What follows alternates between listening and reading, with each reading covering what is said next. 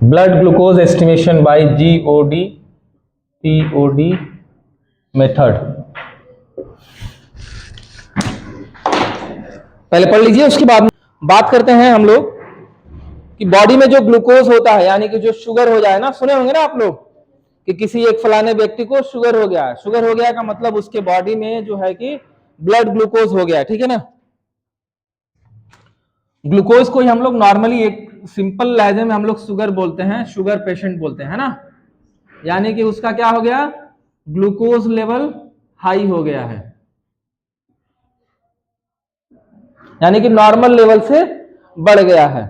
अब ये ग्लूकोज क्या है, कैसे होता है किसी व्यक्ति को, तो चलिए बात करते हैं इस पे। पहले तो देखिए, कोई भी व्यक्ति बाई बर्थ ग्लूकोज लेकर नहीं आता है, पहले तो ये समझते हैं। हमारी फूड हैबिट्स की वजह से ही शुगर हो जाता है या उसको डायबिटीज हो जाता है, ठीक है। लेकिन डायबिटीज होता कैसे है, तो जेनेटिकली भी ट्रांसफर हो सकता है, ठीक है ना। अपने माता पिता से भी आ सकता है, दादा दादी से आ सकता है, और नाना नानी के माध्यम से भी हमारे पास आ सकता है, ये तो जेनेटिकली हो गया। बाकी फूड हैबिट्स की वजह से आता है, या कोई ऐसा जो फिजिकल नेचर बॉडी का अचानक से खराब हो गया, कोई बड़ा एक्सीडेंट हो गया जिसमें पैनक्रियास जो इंसुलिन बनाती है वही डिस्टर्ब हो गई, तो बॉडी में जो ग्लूकोज का बैलेंस है वो खराब हो जाएगा, क्योंकि इंसुलिन नहीं बन रही है, तो भी हो जाएगा उस व्यक्ति को शुगर। अब ये अगर जो शुगर पेशेंट है उसको ग्लूकोज हो गया यानी कि नॉर्मल लेवल से, तो ये मानते हैं कि उसको क्या बोला जाएगा, डायबिटीज बोला जाएगा।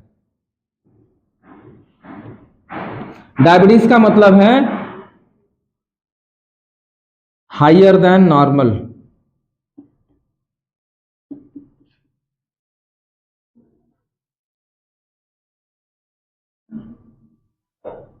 अब डायबिटीज या डायबिटिक पेशेंट किसको बोलते हैं, तो सिंपल है, इसका मतलब है कि उस व्यक्ति को नॉर्मल लेवल से ज्यादा शुगर हो जाए तो वैसे व्यक्ति को हम लोग क्या बोलते हैं, डायबिटीज बोलते हैं उस बीमारी को, ठीक है, डायबिटीज। अब शुगर को नापने के लिए, अब इससे डायबिटीज व्यक्ति का शुगर कैसे नापेंगे, तो दो तीन तरीके हैं। एक तो है ब्लड के माध्यम से, और दूसरा है यूरिन के माध्यम से, ठीक है। अभी यूरिन पे फिलहाल में हम अभी बात नहीं करेंगे, सिर्फ अभी ब्लड पे बात करेंगे, ठीक है। तो ब्लड से बॉडी का जो शुगर है या ग्लूकोज लेवल है वो दो तीन मेथड से लिया जाता है। एक तो हम प्लाज्मा लेवल से करते हैं, ठीक है। दूसरा है, ओके नॉट फॉर प्लाज्मा, चलिए एक एक करके बात करते हैं। अब ब्लड से जो टेस्ट किया जाएगा तो बेसिकली क्या क्या किया जाता है, एक तो रैंडम शुगर, दूसरा है फास्टिंग शुगर,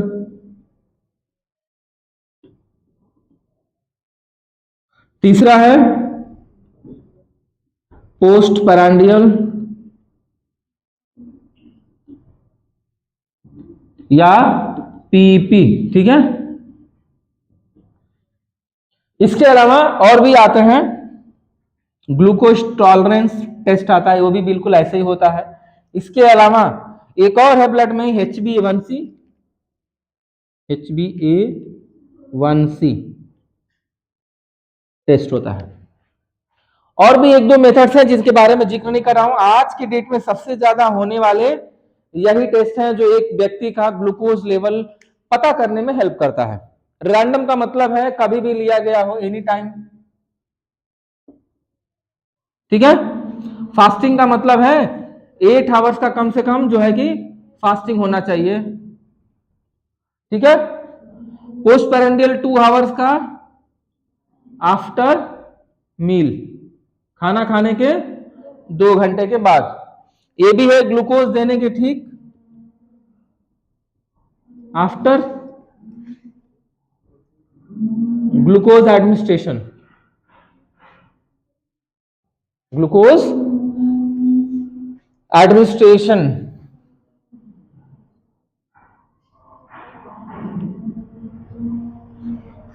और ये लास्ट या पास्ट 3 मंथ्स का एवरेज ग्लूकोज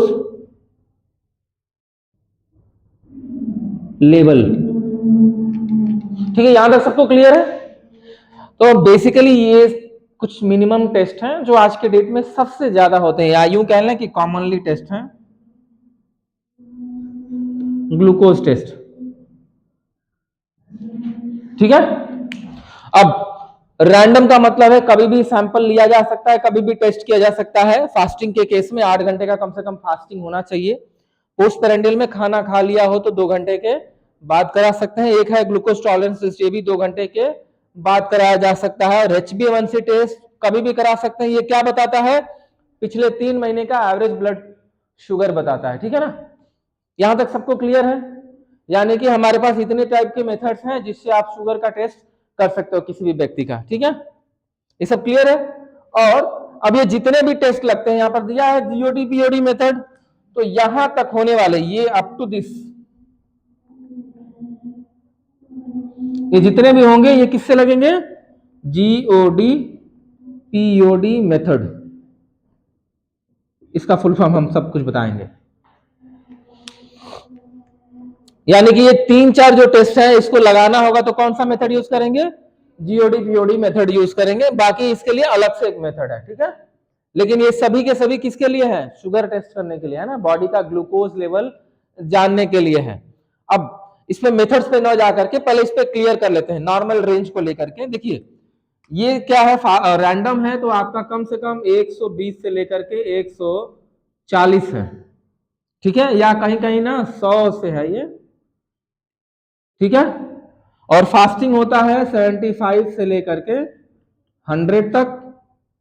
पीपी भी इसी के बराबर होता है, 120 से लेके 140 तक, या रैंडम के बराबर रख सकते हैं उसको। जीटीटी भी सेम वही होता है। और इसका होता है 5 पॉइंट से लेके 9.0 तक, ठीक है।